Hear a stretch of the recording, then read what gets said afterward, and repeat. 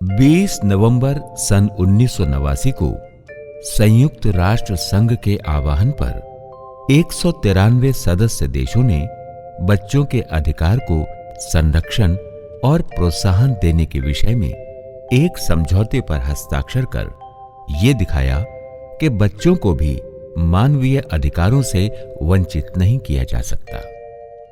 1992 में भारत ने भी इस समझौते पर हस्ताक्षर कर अपनी स्वीकृति जाहिर की। ये बच्चों के लिए बड़े आनंद और खुशी का दिन था।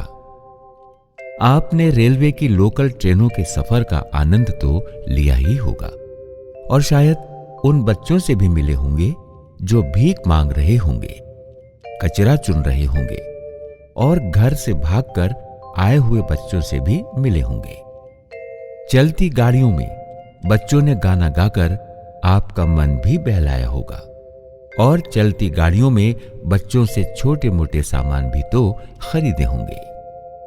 अक्सर ऐसा भी हुआ होगा कि आपके जूते की चमक फीकी पड़ जाने पर बच्चों से पॉलिश भी करवाई होगी। ऐसे ही बच्चों के साथ वॉइस संस्था ने 1991 से पश्चिम रेलवे के कई स्टेशनों पर बच्चों के बीच शिक्षा का प्रसार और प्रचार करते रहने का जिम्मा उठा रखा है। इनमें से कुछ बच्चे स्कूलों की सीढ़ियों को पार कर कॉलेज भी पहुंच गए होंगे। इन 19 सालों के दौरान बहुत लड़कियां ऐसी भी मिली जो शोषण से पीड़ित, असहाय, बेबस और घर से भागी हुई थीं, जिन्हें सर झुकाने के लिए एक आशियाने की जरूरत थी। ईश्वर की अनुकंपा और दया से संजीवनी नामक एक घर तैयार हो गया, जहां आज बहुत सारी लड़कियां अपने शारीरिक और मानसिक विकास में जुट गई हैं। शिक्षा के साथ साथ कलाओं को भी इस विकास में जोड़ा गया है। अंततः उन्हें अपने पैरों पर खड़े होने का और एक योग्य नागरिक बनकर जीने का और अपने सपनों को साकार करने का एक सुअवसर भी मिला।